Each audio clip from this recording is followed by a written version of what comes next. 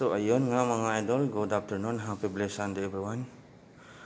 Magpapakintab si idol ng marmol mga idol. Ayan, nilalagyan niya na ng steel wool yung pad mga idol. Kailangan niyang punuin yan para mapakintab yung flooring. Ayan, napapakintabin namin flooring na yan para kintab na kintab mga idol. Yan, lalagay na, magpapakintab na tayo mga idol. Ayan, patayuin mo na yung polish yan. Ayan, tayuin mo na, tayuin. Ayan, start na si idol pogi mga idol. Wag mo muna isaksak, baba mo muna yung Ayan. Yan, ipipress mo na yung mga idol para bumaba yung hawakan. Ayan. Hilak mo. Ayan. Saksak.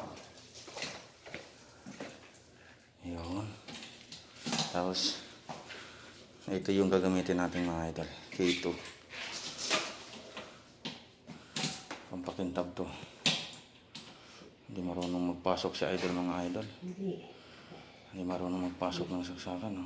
Hindi pantay eh. Oh. Ayan, okay na. Okay, start. Spray. Tandaan din makaanong salamin ha, mabasa. Ayan. Pagpuntab mo sa mga idol.